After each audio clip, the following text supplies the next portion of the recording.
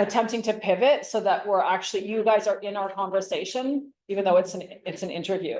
So in case you're like, how come she's looking away from us?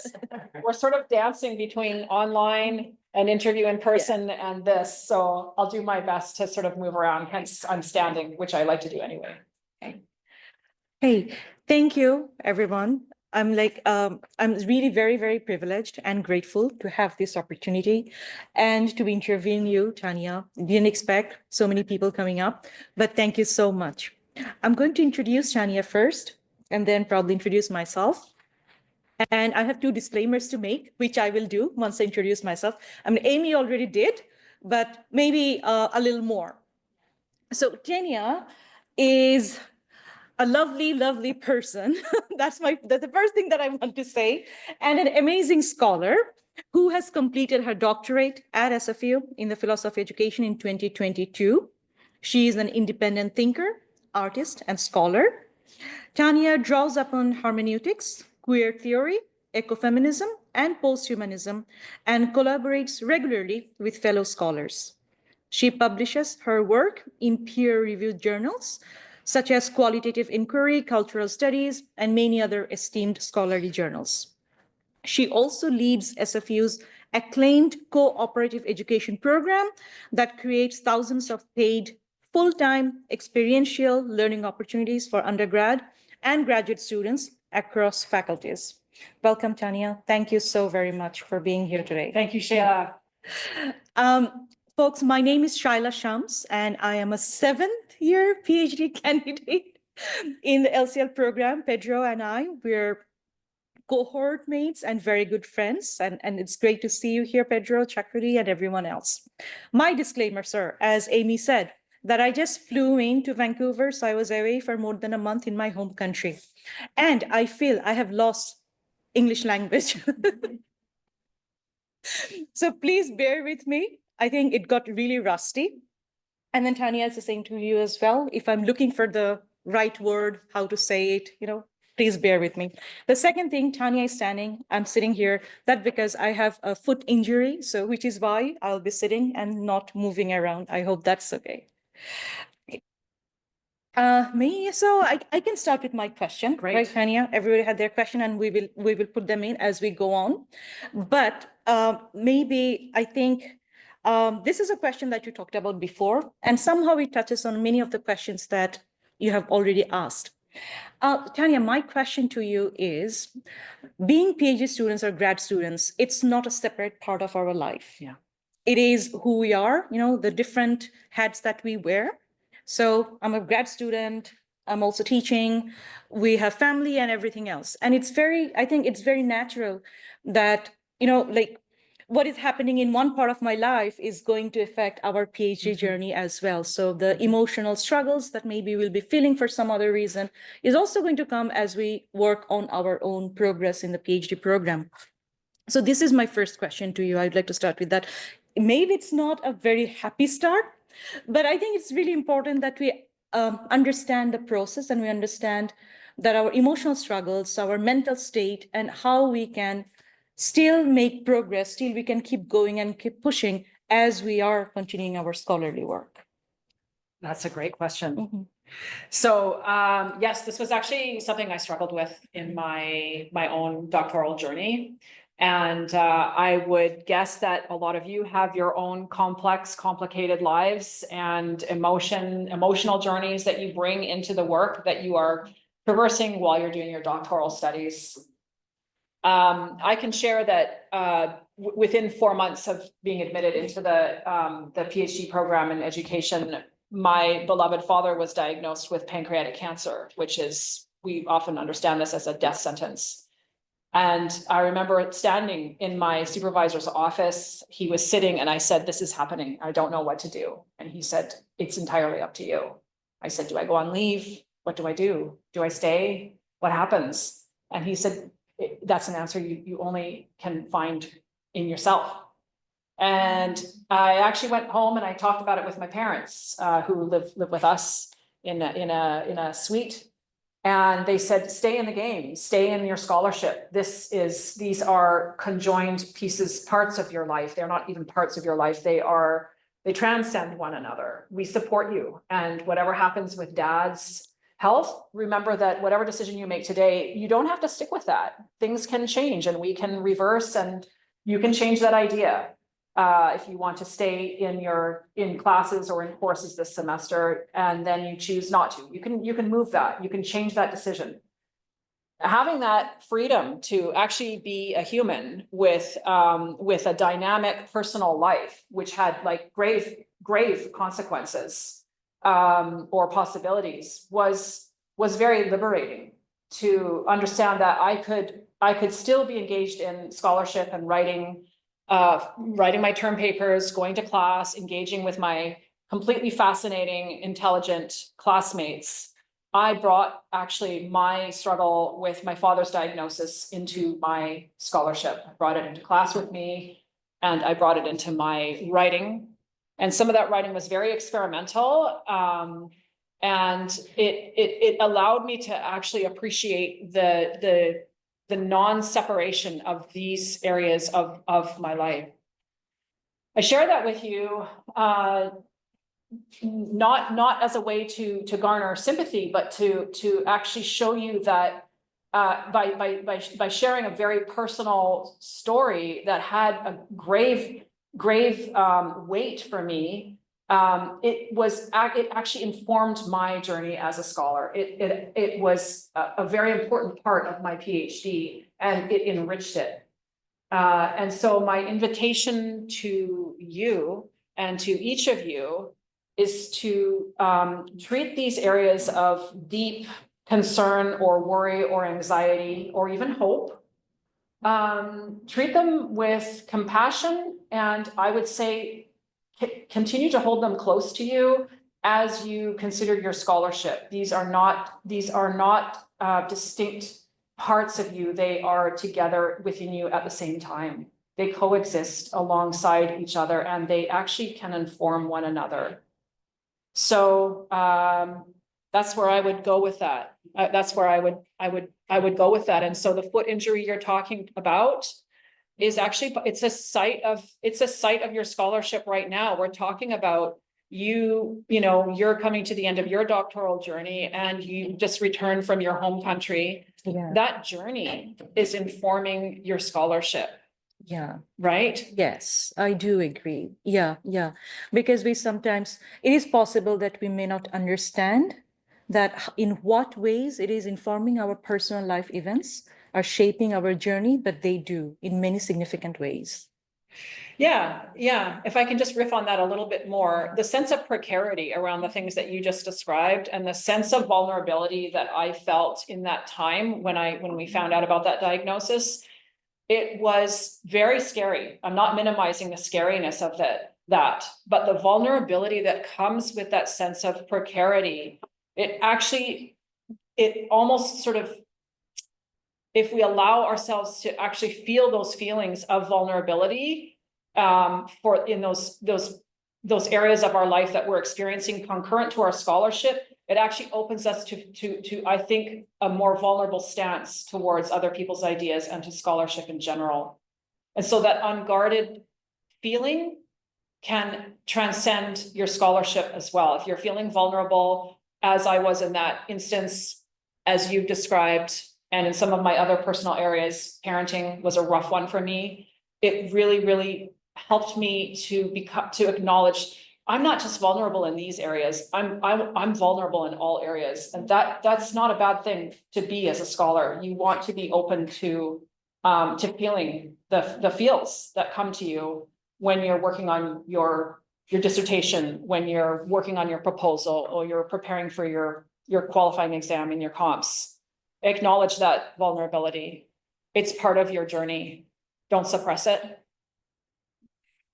Yeah, thank you, Tanya. Yeah. That was powerful. I totally relate, because like when I was back home, and I think it came up in our conversation that during my vacation, my grandma passed away, my uncle passed away, my mother was diagnosed with a few medical conditions. I remember taking her to the hospital for her medical checkup, crying over there, and coming back from the hospital, working on grading and stuff. So it is all interrelated. We cannot really separate our feelings from this to the other, but they do shape each other, inform in so many ways. So thank you for sharing that. I think it's also very powerful to know that we are not alone in the journey. And then PhD or master's studies, it's a long commitment. So life will go on, life happens. And as they happen, we kind of need to embrace them as they come. And I think you said a beautiful, beautiful phrase that I would like to mention it here, is that meet yourself where you are. Yeah. Can you elaborate it for us? Yeah, please? yeah, I can. This came up actually in the presentation that I was invited to give, I think it was in April or May, about imposters, and I included a theme of imposter syndrome or being a fraud. A lot of the questions when we went around for intros, a lot of the students were talking about feeling like an imposter and a fraud. So I made that, that was a big theme. And so where I go with that, and what I learned to do in my own doctoral journey, was to watch incredibly human people posing as scholars do scholarship. And I was like, I saw these people who ate food and went to sleep like I do, but they were actually talking like what I would perceive as an extremely articulate scholar. And I realized perhaps that's actually how the world might perceive me at certain times too, even though I feel like an imposter most of the time, especially in my first doctoral class, 901, I was like, what am I doing here? It's going to take people about 5 minutes to see that I am truly, truly a black sheep and that I don't belong here. And I looked around, and there were several students who'd been around for a while. They'd taken other courses, so they knew the lingo, they knew the terminology, they understood what words like epistemology and ontology all meant. But there were a couple others that I could see their eyes were kind of going down to the side, and they're like, they were looking at the door. And I was like, oh, there's more frauds in this room than just me. And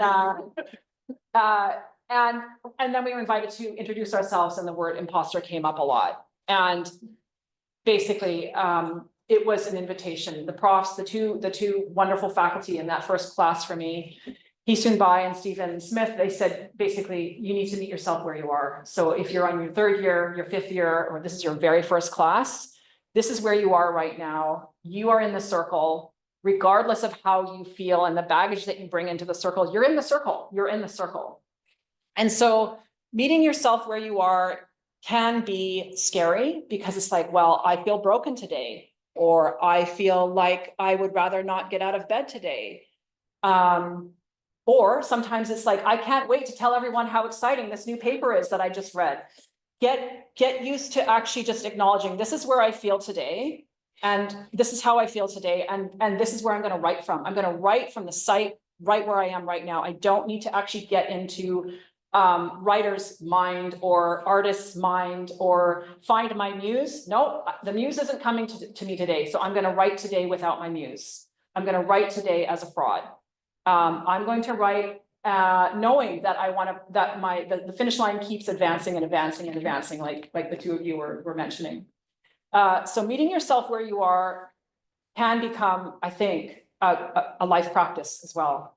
Because I often now fall prey to the impulse to wait until things get better. Well, things keep spinning into more complex situations, which means that day of action may never come. So I think as grad students, it's really important to give ourselves permission to meet ourselves right where we are, right as we stepped off the plane with an injured foot, right as we saw for the 7th time your child refusing to get up and go to school. That is where you are today as a scholar, as a grad student, as a person, and just start with that. Just start with that incomplete, always becoming state. You will never be complete. So that's what I mean by that. Thank you so much. That's wonderful. And yeah, like we're in the state of becoming, achieving, I think aiming for completeness is such an illusion that we have been taught. I think it's so traditionally taught into us that we are always we're aiming for completeness. We're aiming for a whole, but then though we aim for completeness, but we fail to see us as a whole person, by which I mean that our different aspects, our physical, mental, emotional, spiritual, we kind of tend to compartmentalize those while we're aiming for completeness in our studies, maybe at our work. So these are dilemmas or confusions. Maybe it's a constant life work that we are working on to bridge these connections and to make sense of them. But at the same time, Tanya, I think this is wonderful. This is really powerful as well. Can you tell us, like you came into the journey, your doctoral studies, like you said, with a lot of struggle, and then there it was also an emotionally stressful phase for you.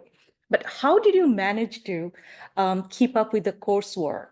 And I think with timing, like how do you strategize? And we are going to get into the more specific questions of keeping motivations up, strategies for writing a proposal. But we're beginning with some, maybe, just give us an overview, because we know that we have our struggles, but then at the same time, we have only a 3.5 month semester, and we have to submit our work at the end of the semester. Right. And things go on because there is a structure. So how do we kind of reconcile? Okay. Yeah. Yeah. So can you please tell us about your beginning days in the program? Yeah, sure.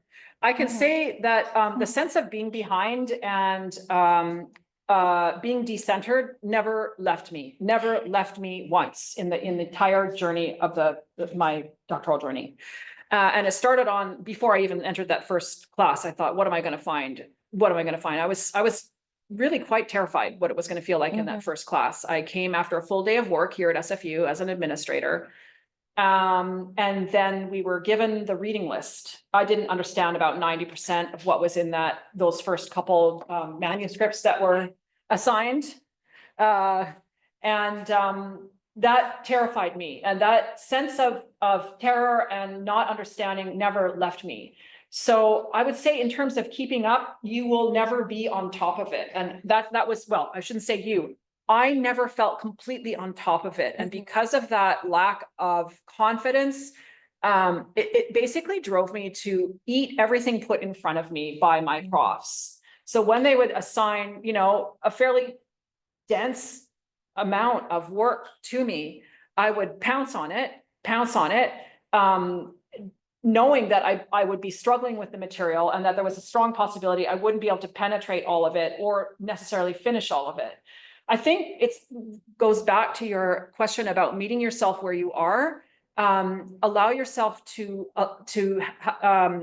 allow things to remain unfinished. You are, as long as you're engaged in some way in your work, you're doing it. You are finishing it moment to moment, but it will not be finished. In fact, I'm 2 years out of the program and it is still not done. And I continue to navigate what it means to have had all of those ideas, which are fading.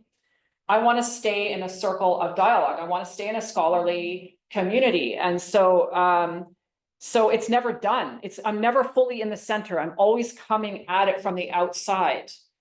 I've heard that from profs and I've heard it from a dean. So if you feel like imposters, and we hear this from deans and senior administrators, then we know that this is just a natural sensation of being involved in scholarship, which is so vast. It's so vast. We will never encompass it. It's too big. So I think my advice is approach it early on, approach those assignments and the readings early on, and then set it aside and engage in the other pieces of your life so that you've got this background subliminal thinking going on while you're engaged in, driving your kids to soccer practice or attending to a family emergency or whatever. That stuff's cooking in your mind and in your body as you're going along. And it will be messy. It will continue to be messy. And that's okay. Acknowledge it. And it's not a failure to have unfinished business, unfinished readings, unfinished note taking, but get back to it on a daily basis. That was my goal. And sometimes I failed to do that, but that was my goal, is to touch it. So you not necessarily finish it, but to touch it. And when you're touching it, then you're in a relationship with the ideas, allowing them to remain cooking and incomplete. Yeah. Wow. So I think the next thing, what you have said, Tanya, I hear that, and then I think it's very important that we do have that sense that we need to we need to stay engaged with what we're doing so that it doesn't leave us. Like I said, that English has left me, I feel, but gradually it's coming back because it's not my first language. So this is my practice ground in a way before I go into teaching into classroom. So I was also thinking that, how about community support? What kind of other support we can get? That's my first kind of query. Okay. And the other thing that I want to ask you is that you said it's a messy business, and we do agree. I think we all can relate with it. It's really messy, Yeah. but it's also important to make decisions. Mhm. And here I'm trying to address the question. I'm sorry, I didn't get your name, but okay, Nusha. Okay, but I really relate with that question Mhm. because I also struggle with it, with Right. making decisions that no, this is good enough. Mhm. It can go now, Mhm. or I understand this theory well enough so that I can write. So how do we, feel powerful enough and Mhm. not feel like an imposter Okay. and get on with our writing or whatever it is that we need to do? Okay. I have such a tiny memory that I don't remember the first question. So how about I address Okay, the sure. the second part Mhm. first, and then you can I'll you can come remind you back of to the that. first. Yes, yeah, Okay. sure. Okay. Mhm. So the sense of paralysis, Mhm. of like not feeling ready to put that idea down on paper, of not being ready to go to the next level of your program, to basically push it to the comp level or to the finish level. That sense of putting that off for whatever reason, meet yourself where you are. I'm putting this off. I'm having trouble actually committing to this and putting this down on paper or on the screen. This comes back to a theme that I love talking about, which is giving yourself permission to be a terrible writer. So give yourself permission to make half-informed decisions. So you have information already in your life. You have it in your head and in your body. You have already information. You have read so much, Shaila. You are ready to write whatever evolved and also half-baked ideas you've already got. You've got it all in there already. Write what you have. Put it down and put it down badly. The main thing is to start moving your hands on a keyboard or in your book, or in your situation to start having that conversation with your supervisor. I'm ready to take this. I'm ready to do my comps. I'm ready to go to the next level with this. And then once you start doing that, once you start engaging in an imperfect, flawed way, you're starting to engage with the universe, and your ideas are going to be seen by someone else. And that someone else might be you tomorrow going, I did write that. I wrote that and I have different feelings about it. That is deeply cringy, horrible writing, but now I actually have something I can respond to. Or you hand that deeply cringy, horrible writing to your supervisor or to a peer and they respond to it. So now you're in dialogue. So by giving yourself permission to have incomplete information and to make decisions based on that and to write terribly, you are now engaged in scholarship. Those are scholarly ideas and actions. They're not perfect and they shouldn't be. The whole point of the scholarship is that it is messy. We have to give ourselves permission to be incomplete and to write badly. By writing badly, you're writing. And by writing badly, you create the opportunity for an iterative process, be it writing or decision making or approaching your defense. No, I want to do it differently. I've got these coordinates I put down, they're wrong, or they're just in the wrong shape. I want to change them now. And that's your scholarship. It's going back to that previous thinking and going, I'm going to change this. So I guess my biggest message to all of you is you are ready now. You are ready to start that now and to engage in it. Don't wait for it to be complete or perfect. It's that horizon will continue to elude you. I'm not there. I don't think the deans are there. You know, they continue to chase this elusive horizon. You're ready right now. You're ready. You're ready. You guys are ready. And put it out there, say, I'm ready to have a conversation about this, and here are my thoughts, knowing that they're incomplete.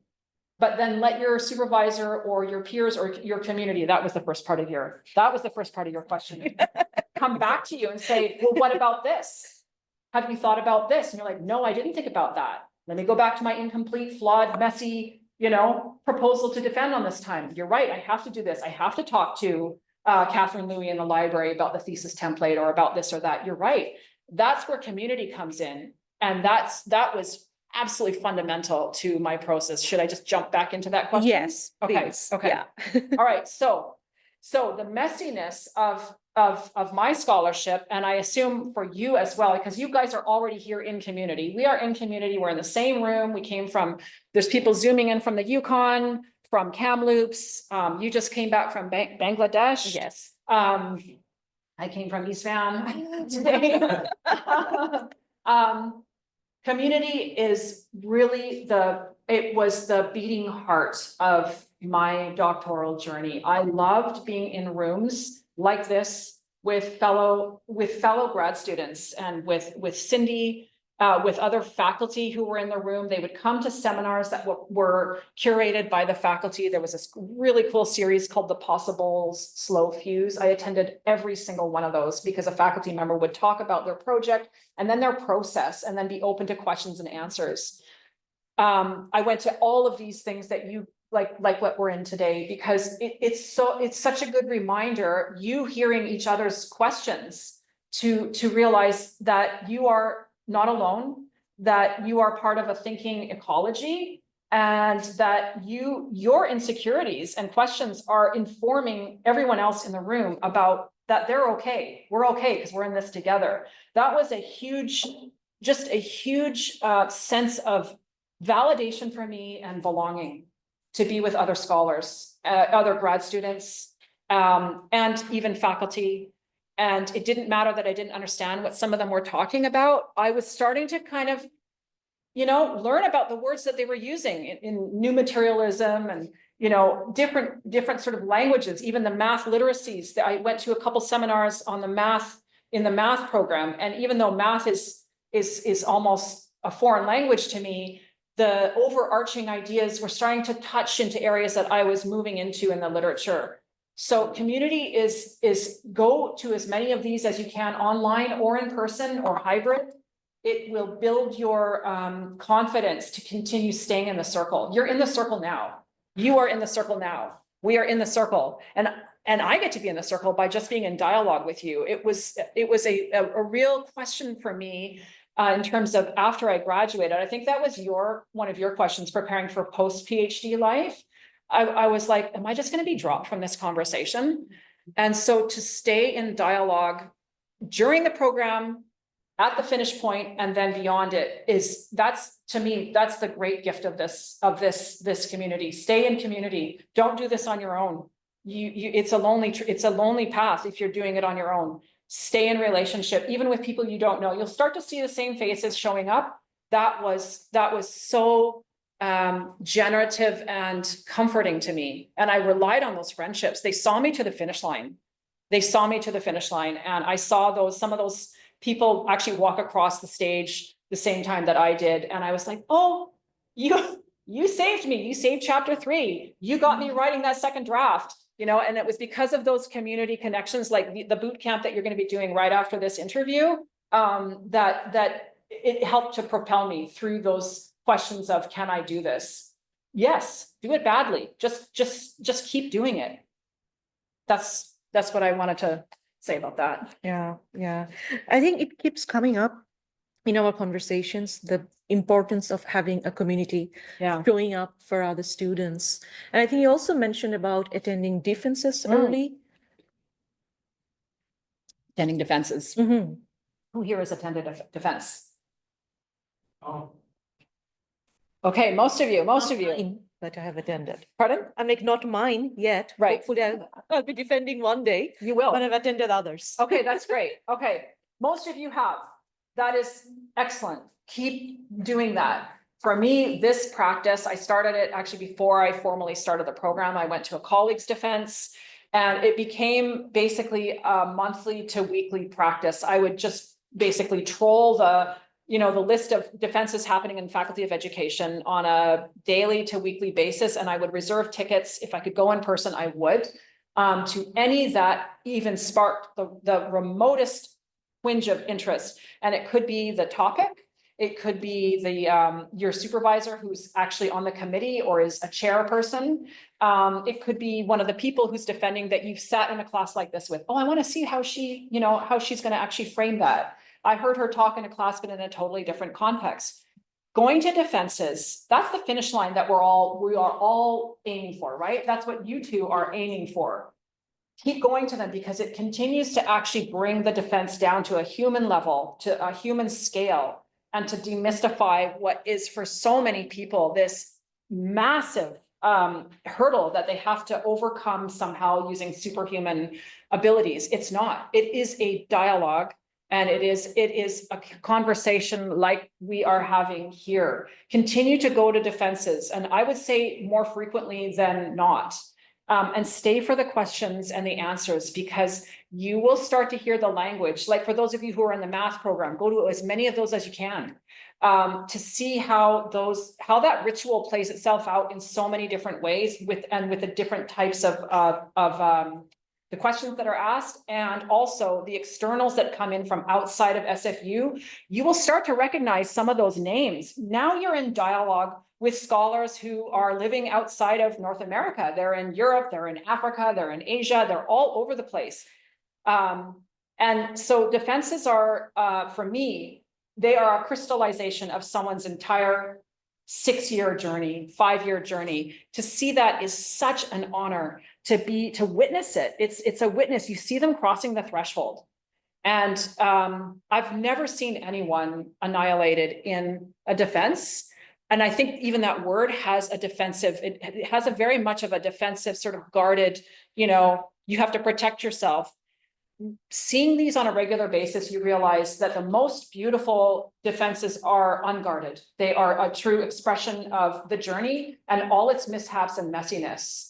And your committee is so interested in those insights during those messy times that your personal life actually was coinciding with your scholarship.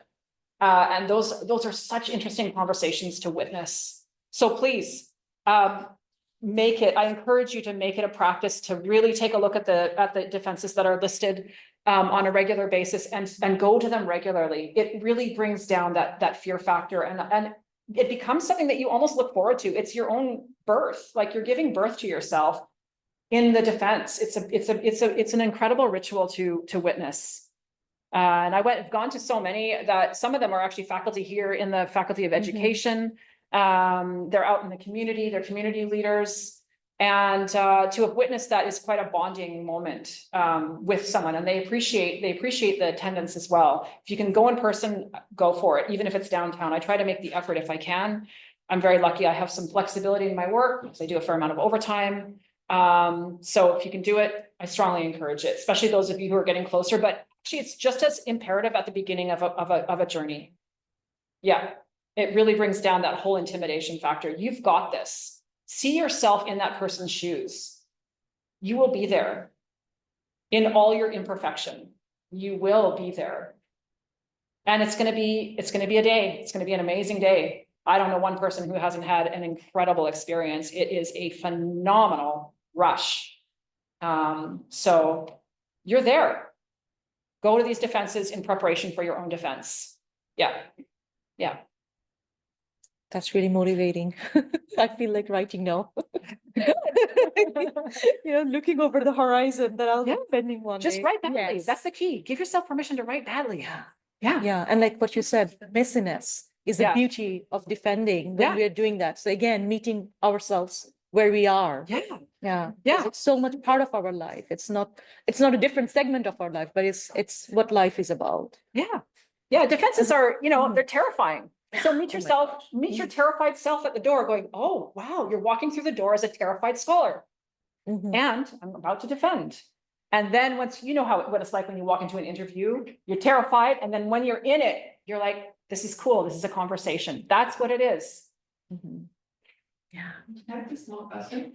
It kind of strikes me, all the sort of, you started off talking about sort of being open to personal life and insecurity and sort of the openness of things. It strikes me that sets us up in a really good way for that end of it, because we don't, doesn't have to be the end or the best thing. That's right. It's that moment. Yes. Yeah. Yes, I love that, Ellen.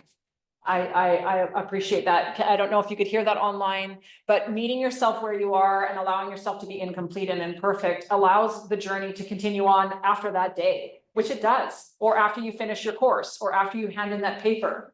This illusion that, oh, I'm finally done. It's an illusion. It's an illusion. There's always going to be more. And so it's a kind of a joyful liberation. Be imperfect. And what I say about writing badly is Don't wait to have it all in your head so that you can get it down perfectly the first time. No, no. Get it down messy. Get it down ugly and cringy. Put it away and come back to it tomorrow and go, oh, I know what to do now. And now I know how to actually shape this, change it, pivot it, right? Now you're in dialogue with yourself from yesterday and you're in scholarly dialogue instead of being paralyzed trying to get it down perfect the first time. Just write badly. It's powerful. Yeah. It worked for me. I wrote a lot. And this goes back to, I think it was your thing about killing your darlings. Yeah. You write fiendishly badly, write badly, and then you come back to it in iterative sessions again and again and again. You give it to your supervisor, they give you feedback, you keep writing on it, and then you move on to other new ideas, the wormholes that several of you talked about. You start writing about other things, you come back to that writing, and your supervisor may say, as mine did, that was excellent, but it's not your best writing anymore. We're going to set that aside. Setting aside is a euphemism for killing your darlings. We're going to set that aside. That was going to be a whole chapter in your thesis. And we're actually going to bring this in because this is actually newer thinking that is way more exciting and is informing your project than that. That will be a manuscript. That could be something else. It could be a lecture. It could inform a presentation you give to a community group. It is being able to set that hard won writing that you've come back to again and again, being willing to actually go, this is no longer serving the goal of my thesis, set it aside. And it's hard. And I have colleagues who can't do that, who are still in the program because they can't let it go. And I would be still in my PhD if I hadn't killed about 1,800 pages of writing. Gone. And it's not gone. It's sitting there on my drive. All of that writing was good. It was good that I came back to, and it started out as terrible writing, shitty writing. I came back to it and I made it really good. It's good, but it wasn't meant for my thesis. And it was a writing coach from the Writing Commons who said, Tanya, I'm going to tell you something and you're gonna feel weak in the knees. You need to kill your darlings. And I'm like, what do you mean? She goes, you need to let some of this excellent writing go because it's not serving your thesis. And surrendering to that it's almost like an existential leap into the void, right? It's like, I put so much time into this. That's fine. That nobody's denying that. The time was worth it because you're a better writer and an intellect because of that, right? It's informed your thinking. But being able to set that aside means that your loyalty is actually to the thesis, not to that writing, right? Your loyalty is getting across that finish line, right? So keep that beautiful writing, put it somewhere on your hard drive and let it breathe its life in some other domain. That's key. And you'll move through the program faster if you can do that. You can do that. Combine that with giving yourself permission to write terribly and you're golden. You will move and move. It's when you're locked into either wanting to write perfectly or unable to let go of excellent writing or excellent ideas that you're locked and you're in stasis. And that's where the scholarship actually suffers, I think. So I can totally talk with you more about this afterwards. Sure, yeah. Yeah, does that help you explain? Does that help explain the kill your darlings? It does. Okay. I think, I'm also doing the hermeneutic work, so yeah. So I hear a lot of Gadamer. Yeah. I think a difficult thing for me about that process is like to kill my darlings is then to make invisible part of that interpretive process. Why make it invisible? Well, because like if you leave out, like let's say, okay, so I'm starting with like a phenomenological chapter in my first chapter of my introduction, which then informs a historical ontology. If I was asked to axe the phenomenological encounter, I feel like the context that gave birth to the historical work that I'm doing would then disappear. No? Okay. Because even like you think about the language you use, Go for it. I Please. think there'll be things there, like they're, if you hadn't done that, you probably, there'd like be turns of phrase or.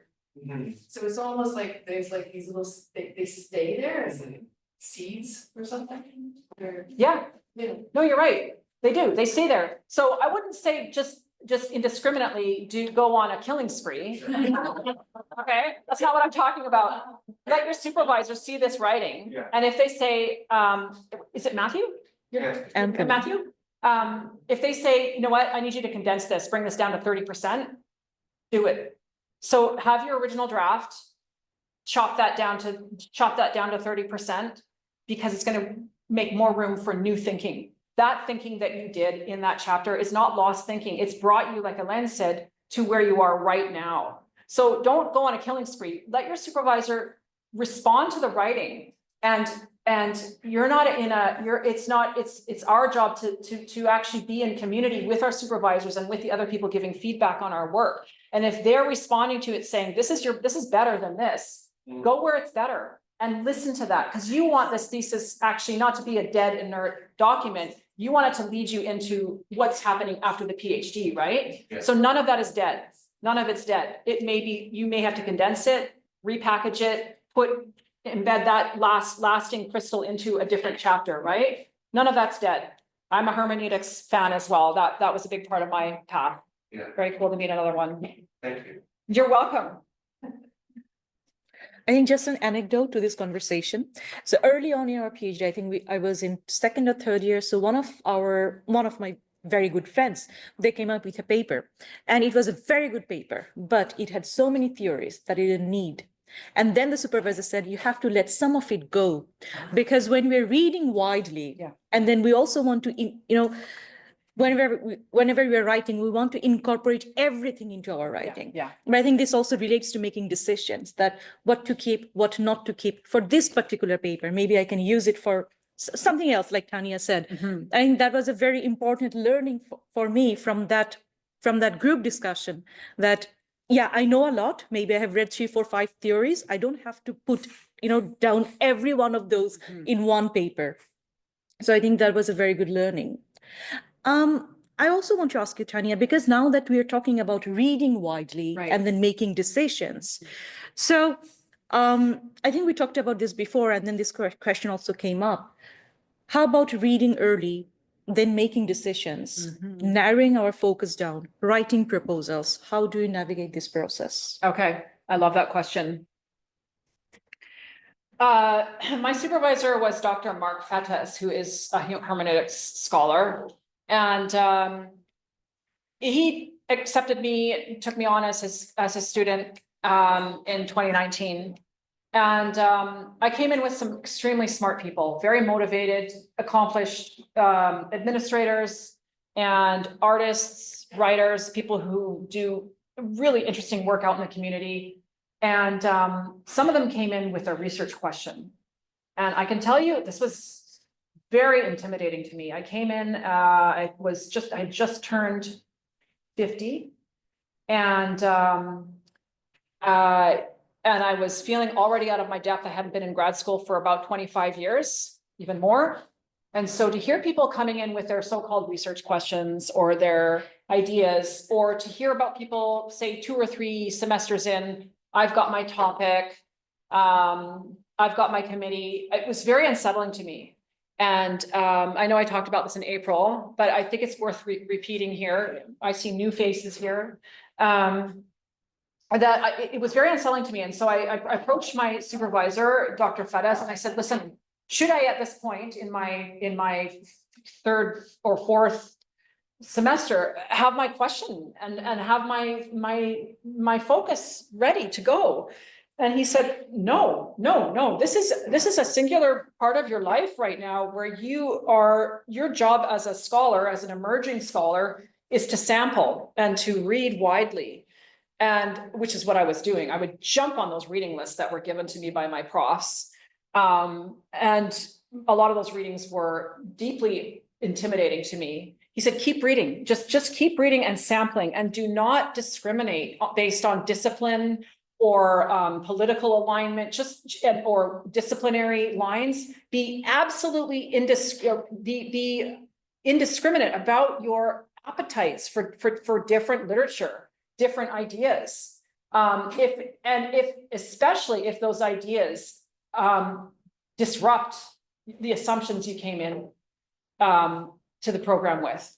And so I traveled very widely with my reading, and that came out of actually attending the seminars offered here in the research hub that Cindy, I think you helped to curate.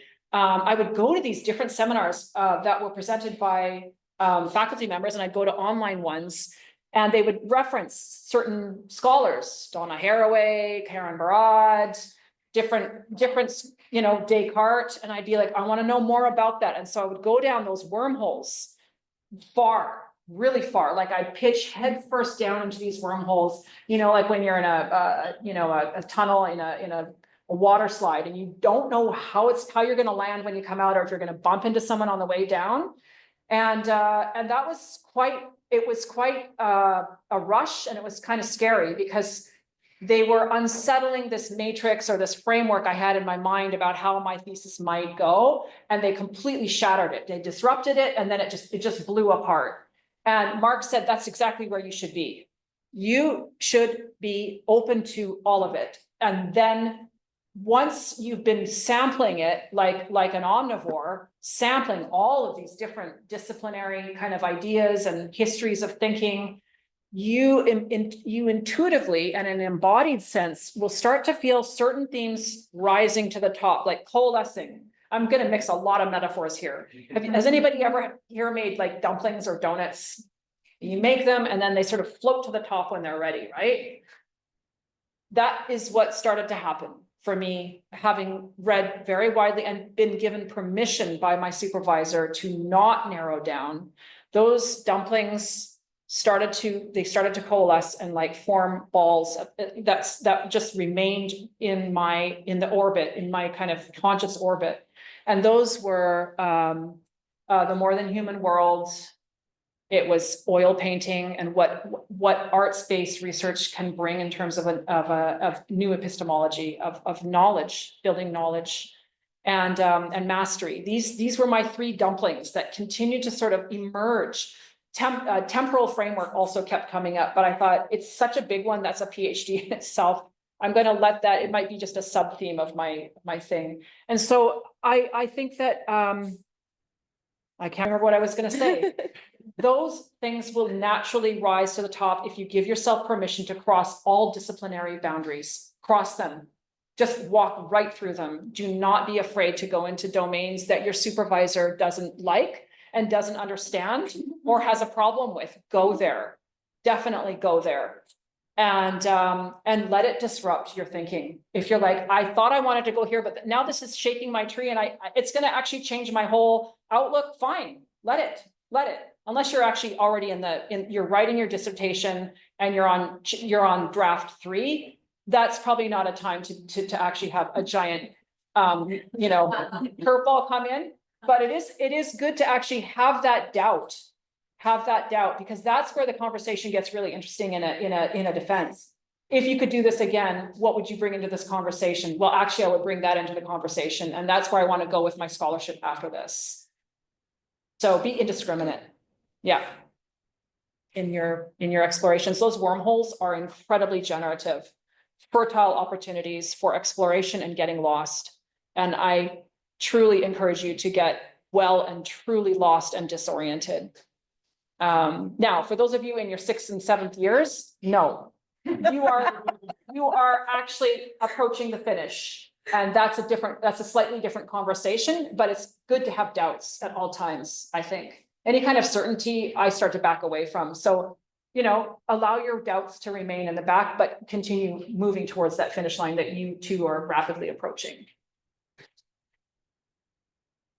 Thank you, Tanya. That was beautiful. And we needed that. Luxury, right? This is a luxury, I think, give ourselves, accessibility to students to be able to write so widely and that fermentation process happening. I love your metaphor of the dumplings floating up to the top. It's just perfect. Yeah. And they come on their own. That's the really cool thing is like, if you're still feeling like you are pitching down wormholes and you're in, say, your 1st to 3rd year, that's where you're supposed to be, right? The cool thing is if you're giving yourself permission to go into these conversations, to attend lots of seminars, those dumplings or those ideas will rise on their own accord. You don't have to go, oh, what should I be thinking? What are my main ideas? Those ideas will come unbidden to you in your sleep as you wake up. They're sitting there waiting for you. Look at me, right? They'll do it on their own. That was definitely my experience. I went looking for things and it didn't reveal it themselves. It's when you're not looking that they rise up unbidden. And just responding to that and then getting into a messy dialogue with those ideas. Yes. I didn't know anything about ecofeminism, nothing, but it actually became kind of a main theme for me in my thesis. And my supervisor identified that as a huge gap in my knowledge. I'd written my first draft and he's like, you actually need to go back to the literature and read about ecofeminism. Here's someone you need to talk to, get a full reading list and go down that wormhole. And that was so generative for me. So wormholes are good. Don't worry. Don't see them as a distraction. You need that for your scholarship. You need that. Unless you're closing it. Yeah, totally. You can't. You can't also- No. Because even it's a process. Yes. So as you write, Yes. you kind of put your ideas there, right? And then when you revisit it, it may remind you of certain wormholes that you said, I don't want to go into this rabbit, I call it rabbit hole. Yeah. I don't want to go into those rabbit holes, but then when you start looking at your work, you realize that it makes sense if you go back Yeah. and then you Yeah. can dig deeper. Definitely. And if you have that margin in your timeline and you're not being forced to finish like within a certain semester, that will inform your thesis and it will be stronger for it, for sure. It's funny because I use badger hole as my metaphor. And I ended up writing about something about a man living in a badger hole as a badger. And I don't think anyone on my committee particularly found that scholarly, but for me, it was absolutely fascinating. And it didn't really matter to me whether they liked it or not. One of them called it absolutely absurd. And I'm like, it is. It's totally absurd. This is a thesis about strangeness. Absurdity is strangeness's cousin. Go down the rabbit hole if you've got the time to, because and you don't need to justify its location within your thinking. You will have to, but you don't have to rationalize taking the time to do that. Because if it's pulling at you, then that's probably a future like dumpling, or that's going to rise to the surface. Yeah. Or you might be repulsed by what you find down there. And that's also part of scholarship, going, I looked at it and I actually don't like what I saw. I think I can do better. Or it might be a conference proposal. Even if it doesn't go into your thesis, it might be what you present, at a future conference or in a philosopher cafe, right? None of it's lost. It's not, none of any of that lost writing or that writing that I set aside is lost. It's still in here. It's talking through me right now. And same with all your wormholes or your badger holes, rabbit holes. Those journeys inform, you're bringing that into the conversation. All those secret journeys that you've had, at 3 a.m. where you've gotten up to read that thing again, like, this was so weird. I need to get back to that. You bring that into every conversation. That's like a hermeneutics concept, right? So yeah, allow yourself to go there and be very curious about those things that are calling to you.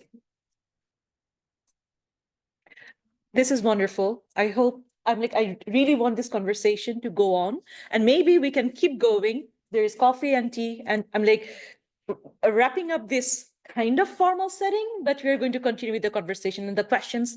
Maybe we are not able to answer all the questions, but now it's time to have a Q&A with Tanya. Thank you so much, everyone. And thank you, Tanya.